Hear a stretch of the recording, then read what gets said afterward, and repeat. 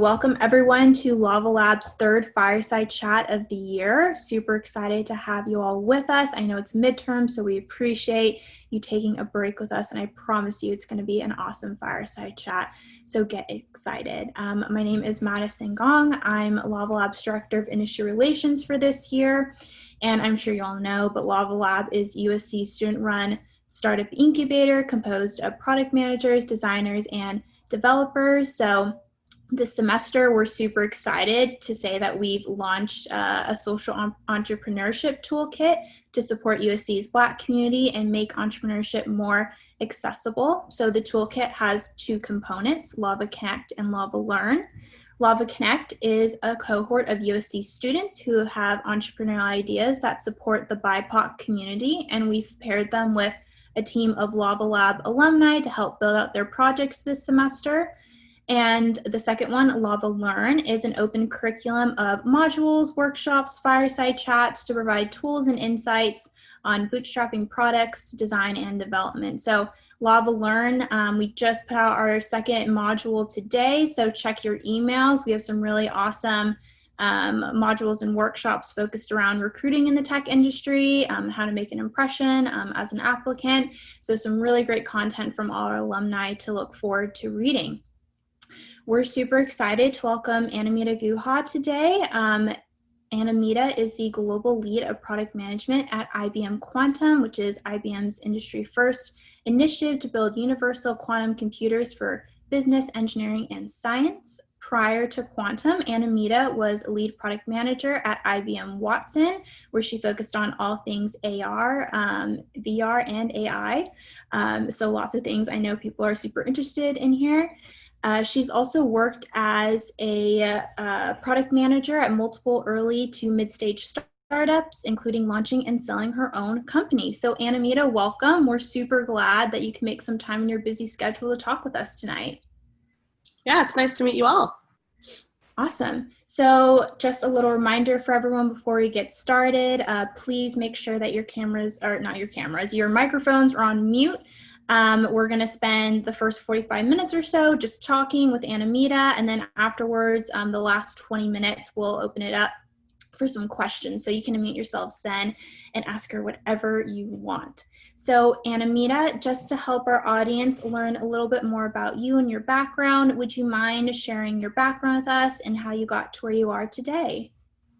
Yeah, thank you, Madison, for that lovely introduction. So, hello everyone. My name is Anamita Guha, and like Madison said, I work at IBM Quantum. I run the product org for most things software, and that includes the growth engine or systems, what the the operating system looks like for a quantum computer, so anything besides the hardware, really.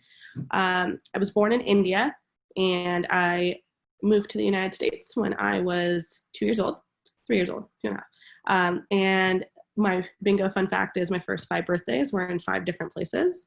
And I started actually, like both my parents worked in tech. So I had the privilege of a very early exposure to technology and computers from a very young age. At age 9, I started designing websites as a side hustle. And back then I used to take money via Amazon gift cards. I did that. And then because I had moved around a lot and I spent a lot of time, probably too much time on online chat rooms, I just met a lot of people from around the world, which really got me interested in just humans and how humans think and why humans do what they do. So I went on to study cognitive science at UC Berkeley. And while I was there, a year into it, I decided I wanted to go to med school. I got really interested in psychiatry and like child development. I was doing a lot of research. And then my junior year, summer before my senior year, as I was preparing for my MCAT, I actually ended up founding a company, which was in the test prep analytics space. It was basically a predictive tool that would tell you what to study next based on a previous practice test. If I was pitching it now, I'd say it was AI for test prep. But in reality, like this is something that I think everyone has. Like when you take SAT prep courses or any sort of like professional school, you know how you get those like bar charts of how you're doing? So this is like pre those days, so I'm dating myself a little bit. But this didn't exist when I was in school. So that is basically what I created. And as I was doing it, I realized I had more fun building it than actually taking the MCAT. I worked on it for about a year, and then I sold it right before I graduated, thinking I was still probably going to go to med school.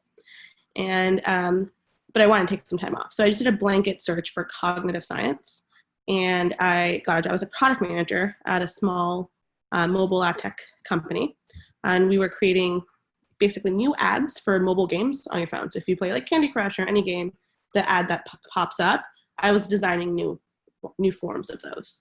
I created the first, if you watch Hulu and they had that, which ad experience do you want?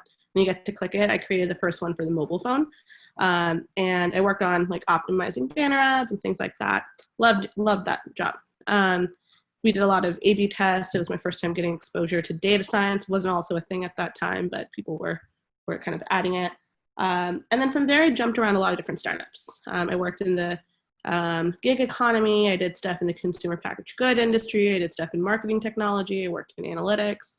And as I was doing that, all in product roles, I got very involved with the women in product community in San Francisco. I live in New York now.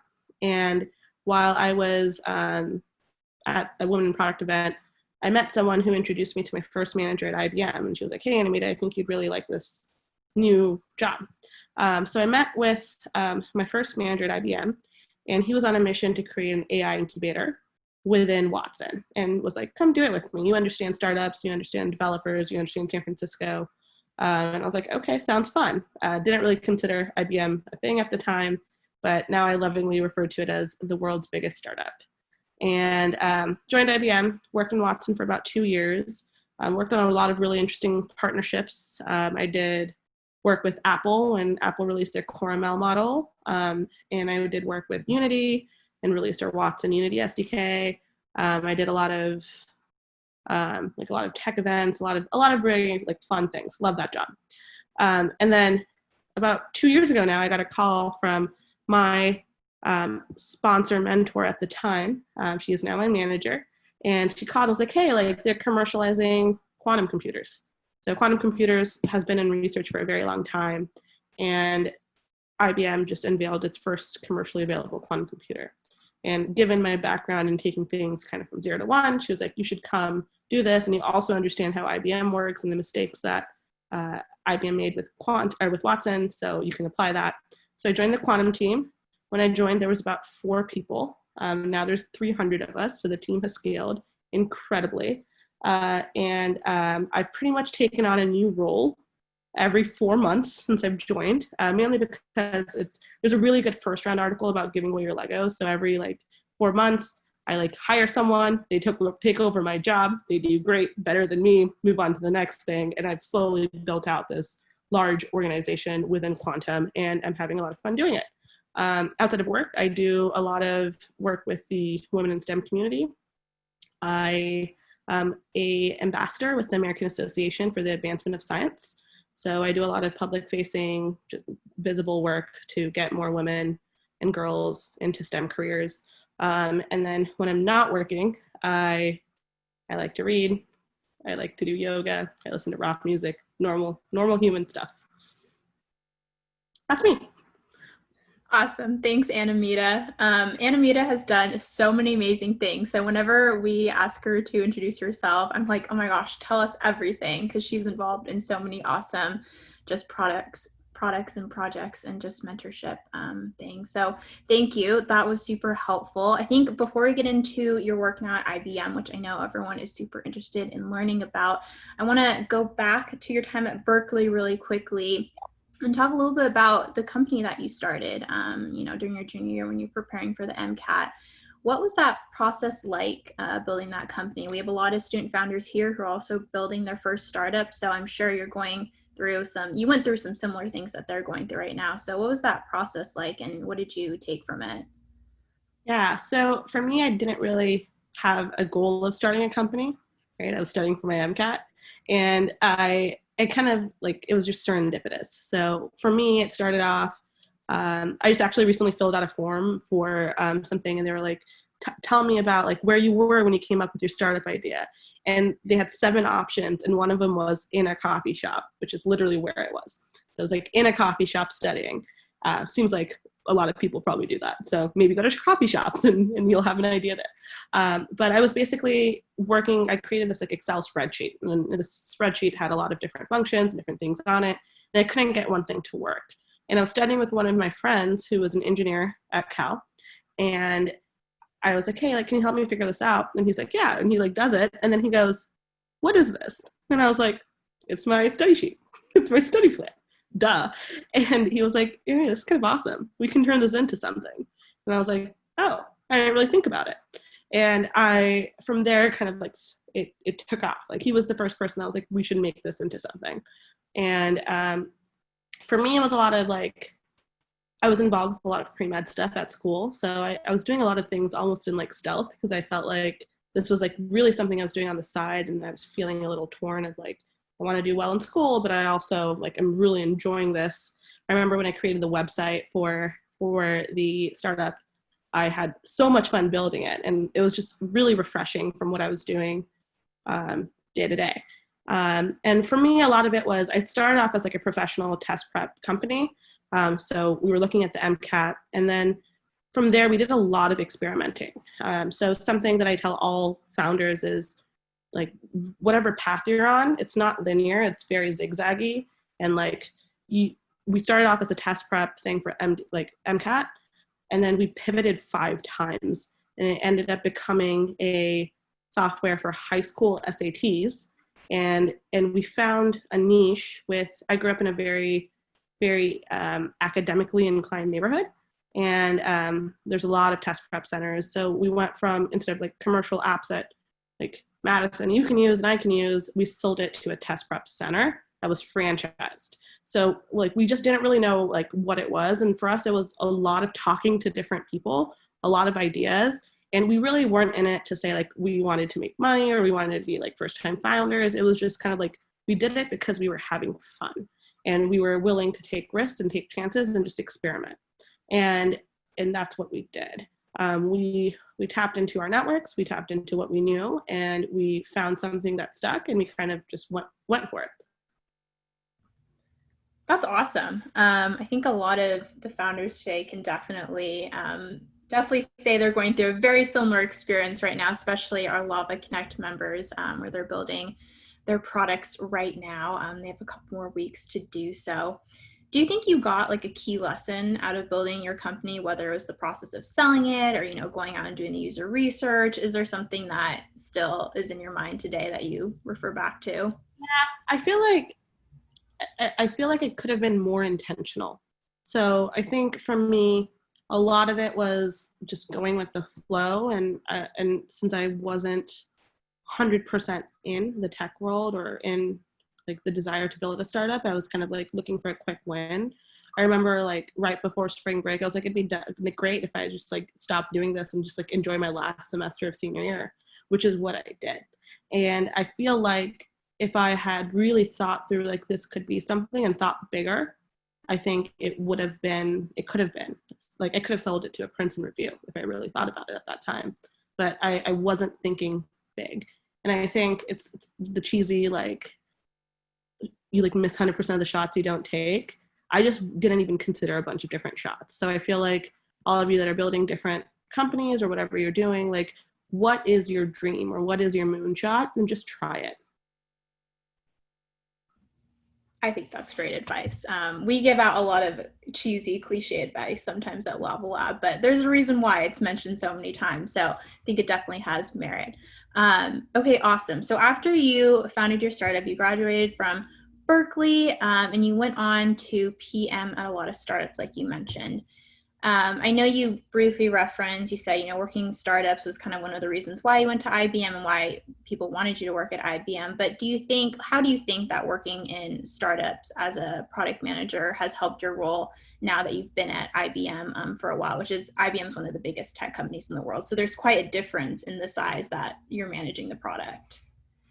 Yeah. So something that I was very insecure about early in my career was there was a word at that time called lily padding, where I didn't really stay at a company for more than a year, and I switched a lot of companies very quickly, and I was very self-conscious about that because I was worried that people would think that I didn't have like loyalty to a company, or I couldn't focus. I wasn't there long enough to make an impact. And I also didn't have, a lot of my friends had gone to Google or Facebook and spent 2 years there and had this foundation. So I was also insecure a little bit about that. But looking back on it, I think the fact that I went through so many different companies and so many different experiences, I learned a lot. I learned a lot about different types of tech. I learned a lot about different industries. I learned about how product management is different in different places. People think like every company has their own definition of product management, and some are good, some are bad elements of it. I also supercharged my network, excuse me, which is kind of how I got my job at IBM, was through my network. And even to this day, like I have connections in industry that I can tap into if I need help. And by working at a very large company like IBM, I work in practically everything. If you actually think about IBM customers, there's over 1 billion customers a day. All cash registers, airplane ticketing, a lot of that goes through IBM. Excuse me. So because of that, I feel like knowing different industries, different individuals, and different practices and frameworks, I've been successful at IBM. That's awesome to hear. Thanks for the background on IBM too. I think everyone in this room, I think, is pretty familiar with IBM, but it's always good to give a little refresher because I think IBM is great, but IBM definitely does a lot of work in the background for sure. So it's not as always on the forefront of our minds, but we're gonna go into your work now at IBM. So I think people are gonna be super, super excited to hear about that. So can you first tell us a little more just generally about product management at IBM, and then about your roles? First, I know you PM'd at Watson and now you're at Quantum. So if you could give a little background about that, that'd be awesome. Yeah, so sorry, what was the first question? Just about PM at IBM in general, and you can talk specifically about your roles that you've had there. Yeah. So something that, like I mentioned, different parts of different companies and different companies all have a different approach to product management. So at Microsoft, they refer to it as program managers. At Facebook, product managers are very feature driven. So there's a product manager that works on the thumbs up emoticons in the timeline. So it's very specific, and that's your thing. And you know it in and out. You know how it connects. You know how it works. At IBM, product managers are not called product managers traditionally. They're called offering managers. So our internal nomenclature is a product manager is an offering manager, and you're in charge of an offering of products. So analogy that one of my mentors uses is a football field. If you go to Facebook or another company, you're probably a square foot of the football field. At IBM, you kind of own the full football field, which is great because you have so much opportunity. It's also not that great because you have so much opportunity. Like, are you going to score the touchdown? I don't know. I hate sports analogies. I'm sorry, I just did that. So for my role at Watson, I worked on 3 very specific things. I worked on the developers, the developer ecosystem, and my goal was to get more developers to build with Watson. So I did 3 things. One was partnership driven, like I referred to. So I worked with Apple, I worked with Unity, I worked with other smaller partnerships, and we really tried to like tap into their developer ecosystem to kind of do a multiplier effect for developers. The other one was working directly with the products. So I did a lot of work with Watson Assistant, which is our chatbot background interface. And they have their product. And what we were doing was experimenting with add-ons to that product. So think of it as like an overlay. And I was testing out different things. We were like rapid fire. It was great because it's like startup tech things. And then if it was working well, then we'd pass it over to the business unit who would then incorporate it because they're working with like multi-billion-dollar accounts with like British Telecom. Like they actually like power all chatbots for the largest telecom system in this country of Brazil. So they're working on really high level, high stakes type things. And because of that, they couldn't liberally test out these things because if they failed, it could in some instances be life or death. So I worked on a lot of different features and tested those features out. And then if they were successful, I would make a case to incorporate it into the actual full product. The third thing I did was create, we called them code samples.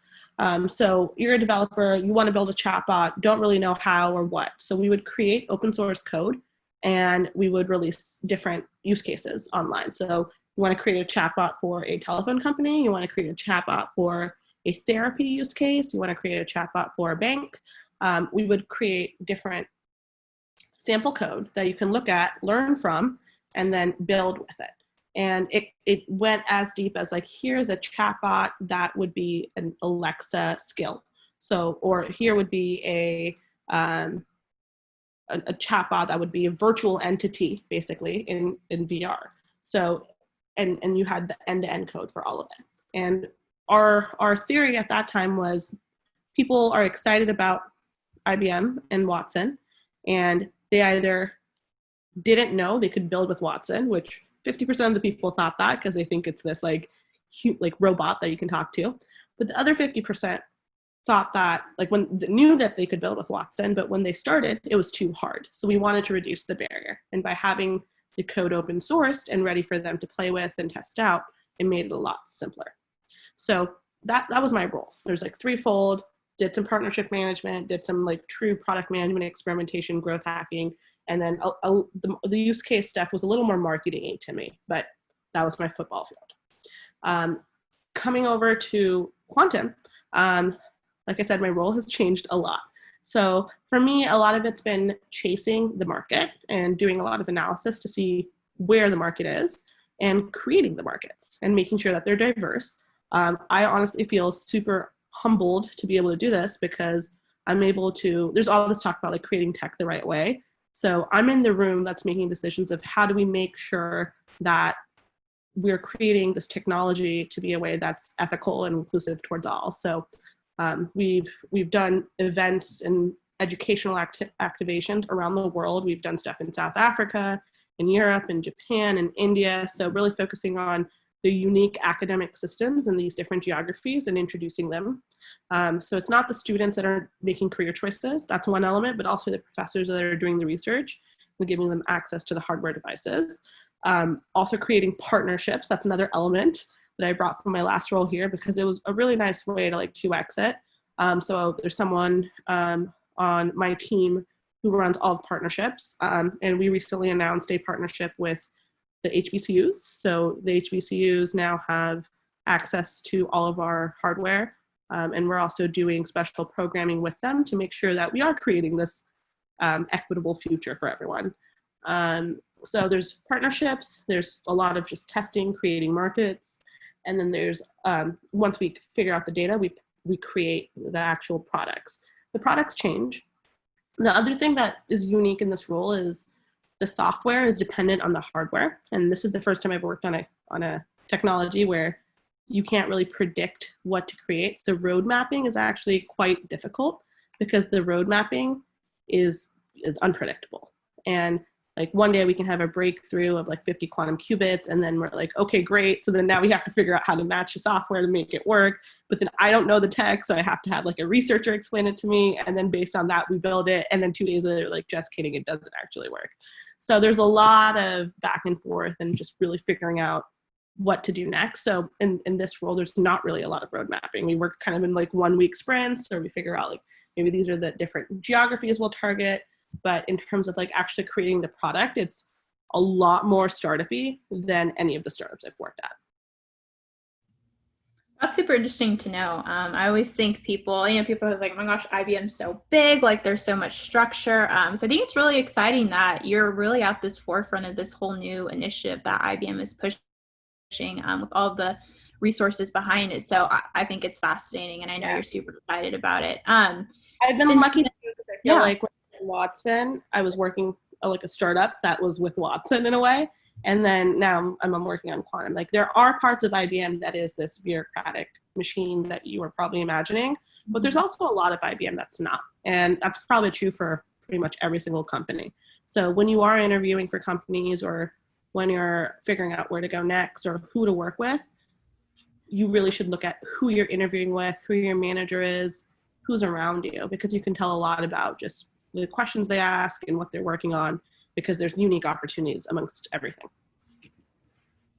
It's a good point, especially since it's the middle of recruiting season right now. So great advice. I know the roadmap for quantum is changing a lot. Like you said, like you're in the room making decisions, trying new things, stopping things if they're not working, going a different route. Is there a particular mission that you think IBM Quantum has? Because I think a lot of people, when they hear quantum computing, right, that's for scientists. That's not for me. Why should why should I even bother about learning about that? What do you say to that? And do you have like a mission that you're trying to achieve with IBM Quantum? So one of my teammates, my report has a great quote that I've stolen from her now, which is, there's a quantum scientist in all of us. And I think when you're building out a new technology, you're building something completely new, and you have an expertise that you lend to this new thing. So quantum computing in general is inherently inequitable. Physicists are like, I don't know computer science. The computer scientists are like, I don't know physics. So everyone's coming in with something they're an expert in and they don't know. So the same thing happens. Like a social media manager knows social media. So they learn quantum, and then you need to tweet about it or post about it, right? So there's events managers, there's technical writers, there's product management. So figure out what your discipline is and what you're an expert in, and then you can apply it to quantum computing if you don't know the traditional like qubits, superposition, all that. Because if you have a skill set, you can learn everything else. Everyone's learning along with you. So that's my thought. And like, you can get involved with quantum computing, and I can post a link or share with you, Madison, about how you can go get started. But in terms of what we're charging towards for a larger mission, we actually just released our roadmap, where we're charging towards 1,000 qubits, and that is what we're hoping to do by 2023. And for context, right now our largest device is 128 qubits, and when we put the quantum computer on the cloud in 2016, we had 5 qubits at the time, and quantum computing as a field, the research really took off in the 1980s. So for about 15 or 25 years, 25, yeah, 25, 26 years, it went from like 0 to 5, and then now it's gone from 5 to 128 in 5 years. So it's accelerating really, really quickly because we've really made some breakthroughs in science. But when we have more qubits, the qubit is like, think of it like the chip. It's like fundamentally different from how your classical computer works, so your laptop, your phone, all of that. But your quantum computer runs on something called a qubit, whereas your classical computer runs on bits, which are zeros and ones.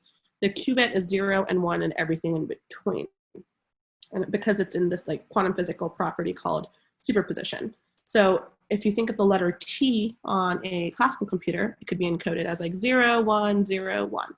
So when you have a 5 qubit device, the superposition makes it exponential. So then it'd be 2 to the 5 times 2 to the 5 times 2 to the 5 times 2 to the 5. So already there you went from 2 to the 4th to like 2 to the 625th. So now when we go from a 5 qubit device to a 128 device to 1,000 device, can you imagine the computing power? It's insane.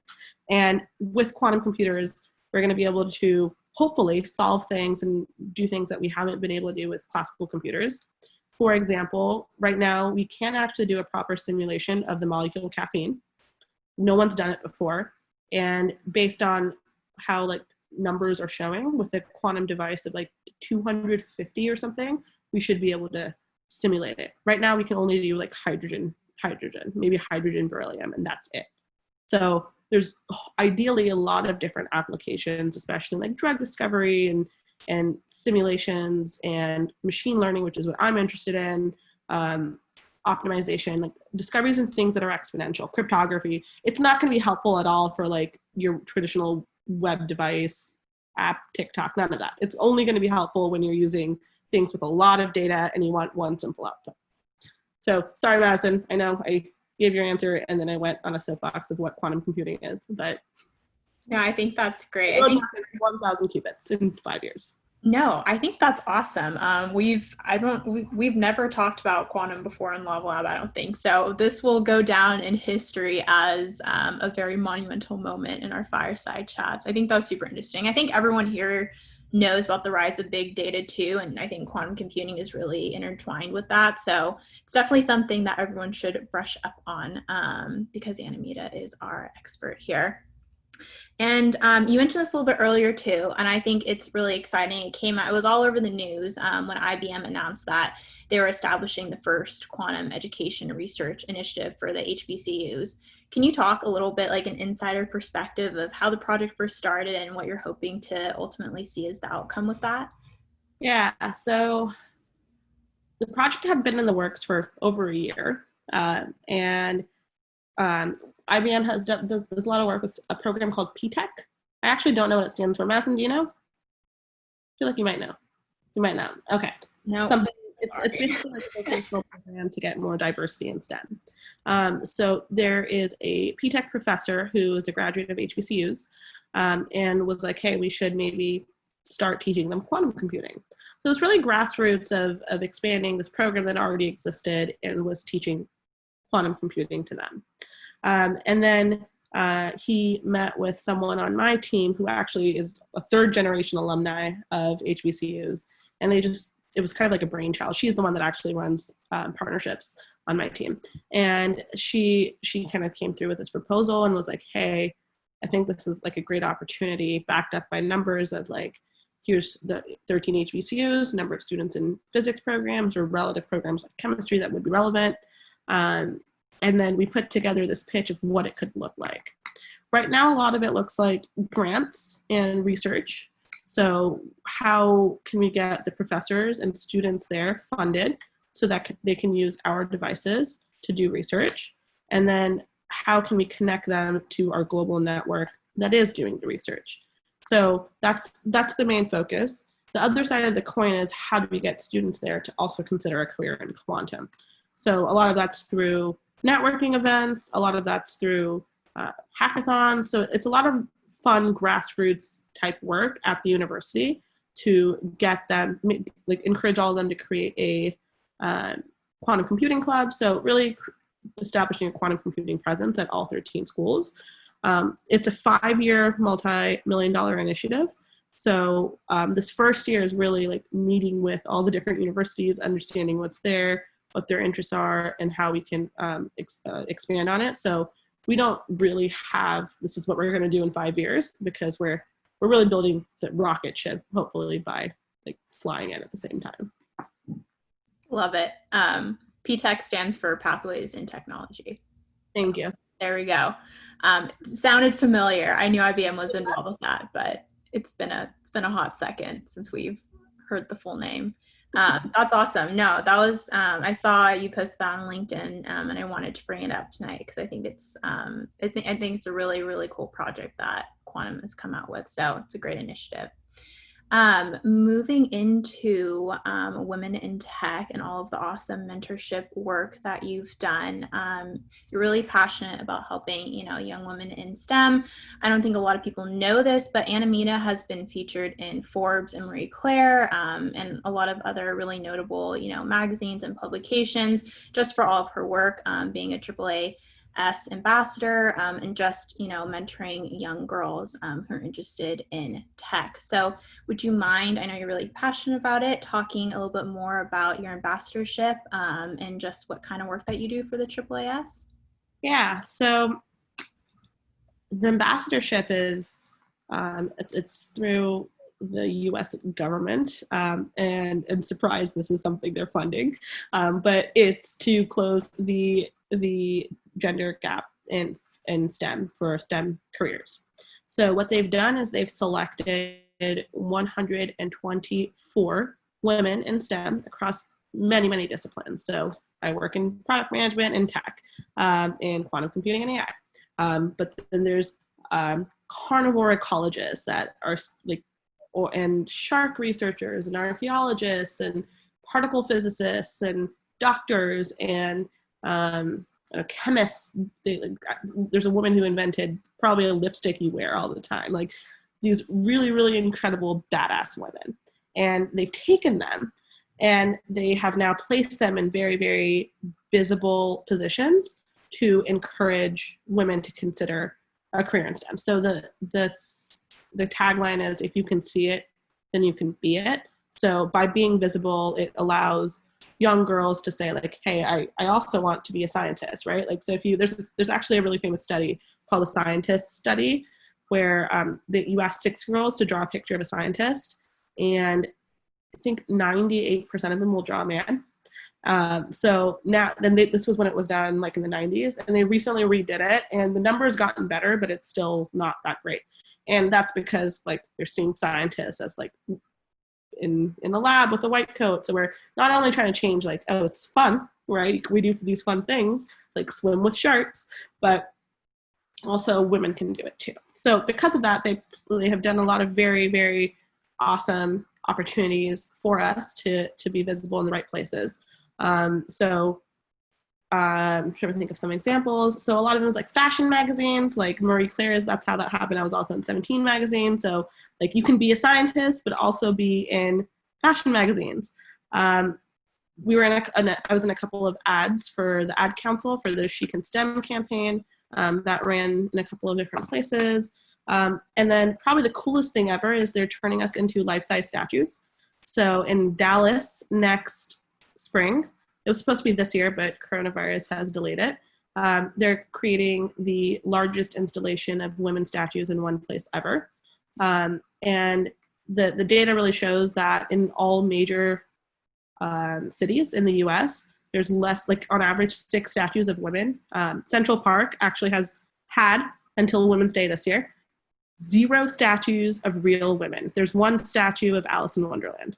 So like there's more statues of dogs than there are of women. So it's kind of crazy. So by placing women in physical and digital places, visible places, and then helping children consider careers and women consider careers in STEM, to say like, I can do it too. Most women cite role models as one of the reasons why they don't consider a career in STEM. Done stuff with Girl Scouts. So that's basically what the ambassadorship is. It's kind of like after you win Miss America, you go around a year and just take pictures. That's kind of what I'm doing, just taking pictures in different places. But it's awesome because almost daily I get messages from young girls and others saying like, oh, now I'm gonna double in data science, or I quit my job to go pursue this, or I want to hear about this. So it's great. It's great for me to do this because it's really, really fulfilling and it makes me happy. That's awesome. Yeah, I think everyone should. I'm going to do a shameless plug for Anamita. You should really follow her on LinkedIn because she gives amazing updates about all the work that she does. And just like the smallest things, from she'll like reply to messages, just people asking for advice, to obviously the statues, which I had no idea about. That's insane. I'm going to have to. But I will. Gonna have to take a trip there for sure, now that we know that that's happening after COVID and we can go safely. But yeah, Anamita really does. You do some really amazing work for mentorship. So I think that's something really special. So that's really awesome. I want to be really just cognizant of time because Anamita is on the East Coast, so it's actually almost midnight for her there. So we really appreciate her being here. So I know a lot of people have told me they have a lot of questions, so I want to open up the room for questions. So if anyone wants to unmute your mics, ask Anamita your thoughts, get feedback on your product for those Lava Connect people that are here. Now is your chance. And again, please don't be shy. Anamita is one of the most down-to-earth people ever. So she's more than happy, I know, to talk about anything and everything. Yeah, we can talk about work. You can show me pictures of your dog, whatever you want to do. I'm here for it.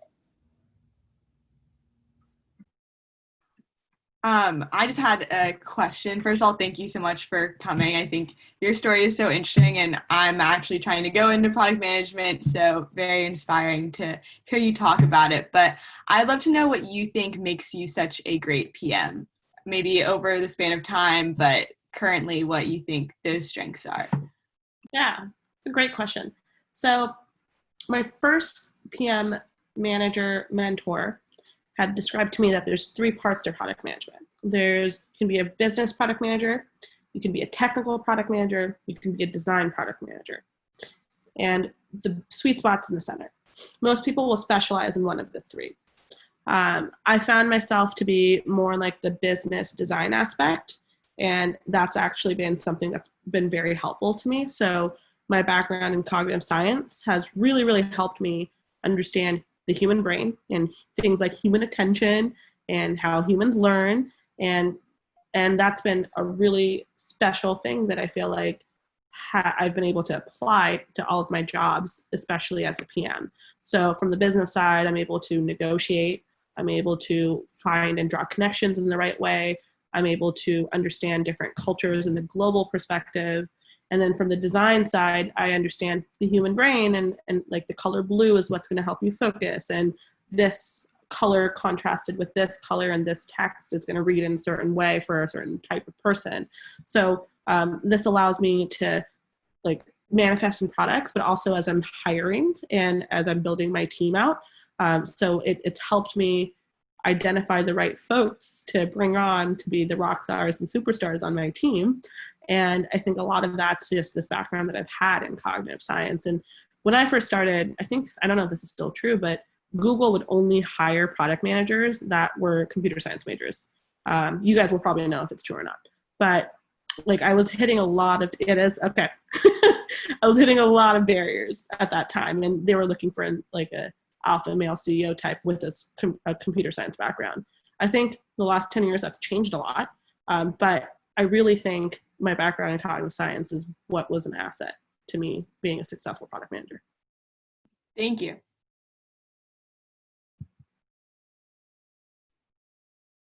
Hi. So I was just wondering, you mentioned that at IBM you're working towards building an equitable future for all. And as you scaled from a 4-person team to a 300-person team, how did you ensure that that vision was like remained fundamental in new hires and then people who remained within the company? Yeah, so there's so many different ways. First of all, there's no right answer. So everything is just really figuring it out as you're doing it. I found when I was recruiting myself, if I didn't see diversity, I wouldn't want to join a company. So I had one really bad experience in one of my startups, and because of that, like that's one of the questions and things I considered every time I was recruiting.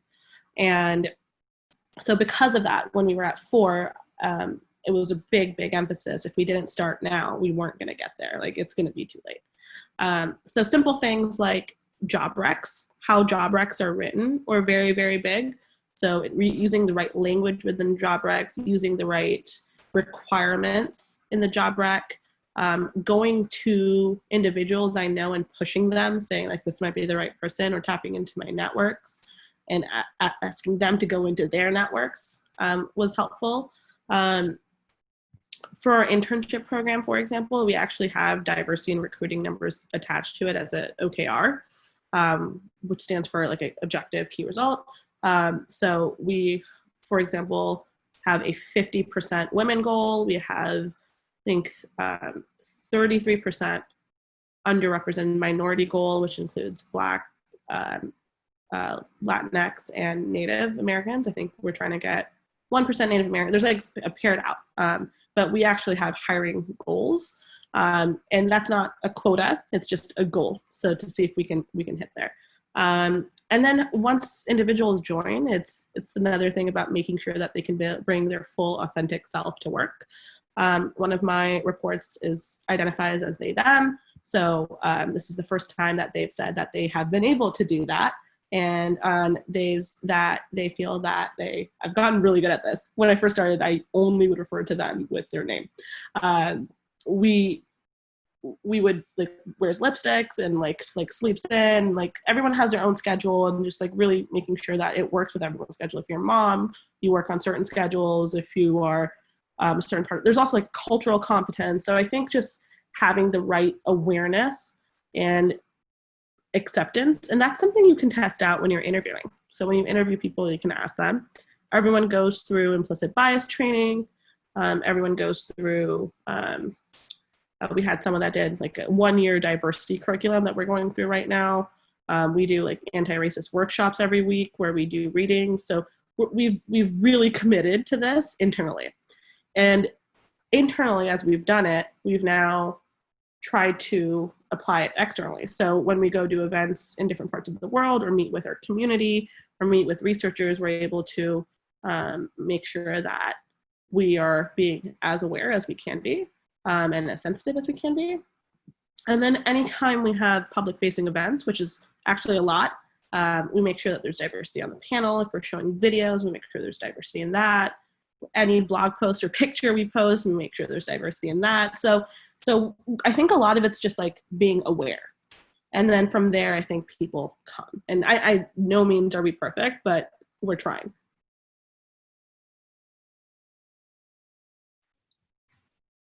Hi, yeah, I quickly want to jump in with the question. So I'm really interested in kind of how you turn the power of quantum computing into a product. And like you mentioned a couple really cool applications that I think would be pretty amazing, like simulating chemical reactions. Obviously, machine learning could really harness the power of quantum computing. I also know that the government has a huge role in kind of sponsoring the products of IBM. I know IARPA's given a lot of, I think, multi-year grants to IBM. So I'm kind of just wondering, you know, how does the role of the government and their kind of role in developing this technology like change product vision? If it was like just say independent and kind of going maybe like more enterprise and going that direction. No, it's a great question. So there's a huge impact with government, and it's very, very astute of you to know that. So for us, I'll talk about globally first. There's different governments around the world that are now investing in quantum computing research. So Germany has put in billions of dollars. India just put in a lot of dollars. Japan has put in a lot of dollars. So UK has put in a lot of dollars. So where these governments are putting in money, that's where a lot of the research is happening. The government money, what it does is you have government money, it goes to universities, it goes to professors at universities. So either you're hiring now professors if you don't have them, or you're funding the professors that do have them, and they can fund grad students. The grad students come from undergrads because they're teaching undergrad courses, right? And the undergrad students are now taking these courses and going and getting jobs eventually. So the funding, the top-down funding really influences where the research is, where the applications are being developed, and where the workforce is getting developed. So that's why it's super important. So if you're a researcher or an individual in, I don't know, Sweden that's interested in quantum computing and the money is in getting invested in the US, that means there's a lab in the US that's probably going to hire you or is going to work in, because it's such a small specialized field right now. Right. So it really creates this like interconnection of where research is happening. Also, because it's still research driven and the physical computer is in the lab and we're trying to make this device, where you have the money will give you more opportunity to test out new things, to build more, to do more research because you have more computers. So a lot of the money is empowering the research to happen. So now with the research, you're able to create these new technologies, new applications, new algorithms, and we really don't know. So a lot of it has to be where the research is and where the access to devices are. Did that answer the question? No, yeah, definitely. Okay. That's kind of what I was getting at.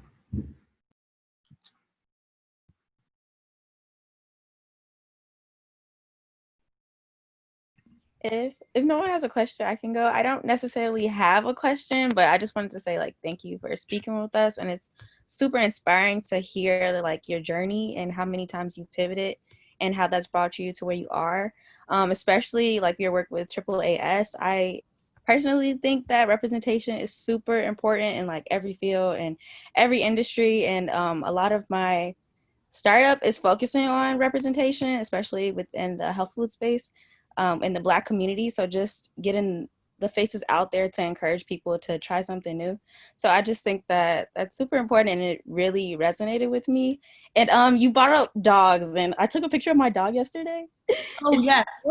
Well, here's B. Oh, neat print. Yes, there she is. What's her name? B. It used to be Beyonce, but we were like, nah, and then it got shortened to B. Does she respond to Beyonce? No, just B. This is our I'll work with that. That's awesome. other child, Milo. Milo. He's great. Little ball. Yep. He's a curly We're ball. all like, can't see. Show me. Oh, you can't see? No, I Sorry. saw. I just got really close to the camera. Oh. But yeah, those are my children. Thank you for sharing that, Amber. Thanks, Amber. Amber is part of our Lava Connect group, so she's been working really hard on building some really cool products. If there's any more questions, we can take them now. I do have one last question for Anamita to kind of wrap everything. I have one quick question. Go ahead, Tommy. Hi. First of all, thank you so much for taking the time and everything. My question is, what's your favorite way to sort of like forget about the tech industry, kind of like de-stress, decompress from the world, and just recharge? Such a good question. I feel like I'm figuring it out still, especially in like COVID world. It's hard to do that. I've been doing a lot of digital detoxes lately, so I just try to do completely device-free stuff. Or if I do a device, it's like a device that's not connected to anything. So I have an iPad that I just watch Masterclass and HBO and Netflix on, and that's it. I don't have my iMessage connected to it, like nothing. So I do that. So disconnecting a lot. I've been really big into like art. So I've been drawing a lot more. I've been doing like random art experiences, like really getting dirty with my hands, which I haven't done in years. And I used to do a lot of yoga. I used to teach yoga, did yoga, but 2020 has been like I've gotten injured twice, so I physically can't do it right now. So that's been a little tough. But other than that, it's just like spending time with friends and family. I used to travel a lot. Don't really do that anymore. So if you have tips for self-care, I will take them. Do you have any master classes you recommend? Have you done the creativity and advertising one? No. That one's really good. Who does that? I don't know their names. Oh. Two dudes. Nice. Yeah. I'm personally really into like both like mental and physical ways of de-stressing. Like for physical, especially now that like I don't get to like go out and walk around on campus and everything, I just try to go run every day, and that's like my 30 minutes to an hour. That's like I let out everything. And then just like mental stimulation every day, primarily like in the form of chess. I just like seeing puzzles a lot, and that kind of like, so if you're looking to get into those, I really recommend them. I like chess. I haven't done it in a while. Thank you. Yeah, of course.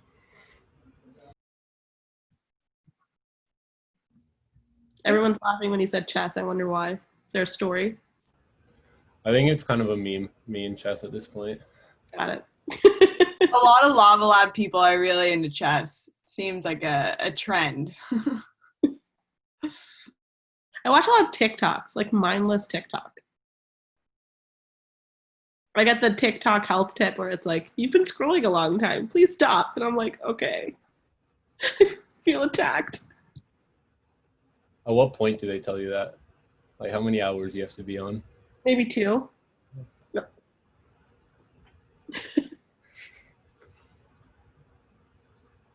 Oh my goodness, that's so funny. Yeah, TikTok is dangerous. Like just staying on there way too long. Thank you, Tommy. That was a great. Oh, one more question actually, since you mentioned traveling. What's like your favorite place you've been to that you'd recommend, and the place you want to visit the most? Ooh.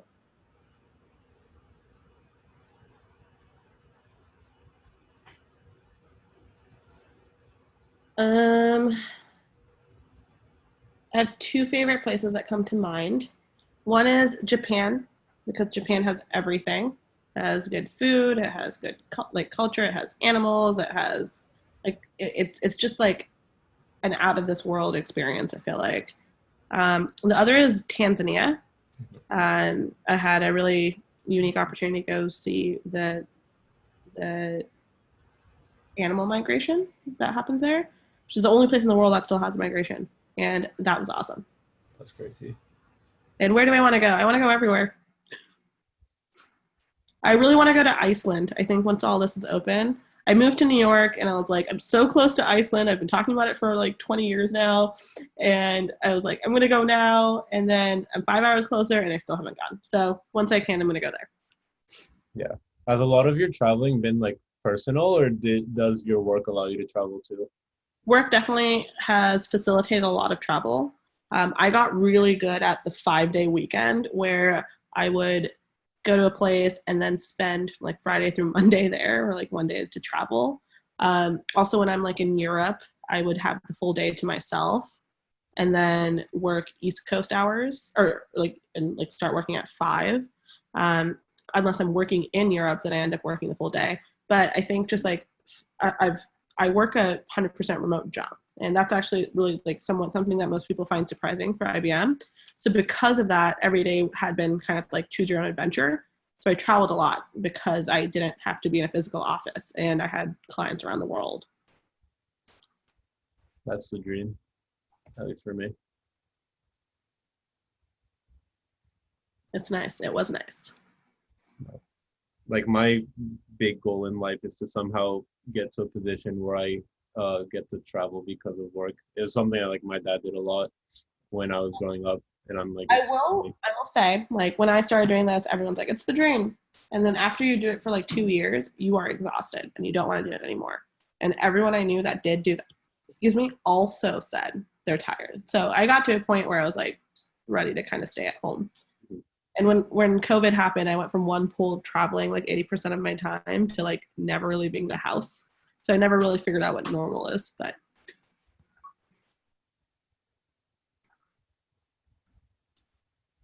Yeah, I think we're still trying to figure out what's normal. Awesome. Tommy, you always have the best questions, so thank you. Appreciate that. Anyone else? Last call for questions. I told you Anamita was cool. if you have questions that you think of later, you can reach out to me on LinkedIn, Twitter, Instagram, not my TikTok, but I think of questions like 2 hours after. So feel free to reach out to me. I'll post links into the Zoom chat. Aw, thanks, Anamita. Alrighty. Since we're wrapping things up here, I do have our traditional end of Lava Lab fireside chat question that we ask to every speaker. Again, it's a cliche, but we've established that we talk about cliches here. So if you could give any of us aspiring entrepreneurs advice, Anamita, what would you tell your undergrad self and why? I feel like just try it. I don't know, cheesy, but like you figure out your path by walking it. So just walk and try things and see what works. Someone tells you can't do it anyway. Unless it's like something dangerous, don't do that. Or illegal, don't do that either. Stay safe, but be adventurous. We love it. That's great advice. Alrighty. Well, Anamita, thank you so much for staying up late and talking to us and taking time out of, I know you're really, really busy, so taking time to talk with us. Really appreciate it.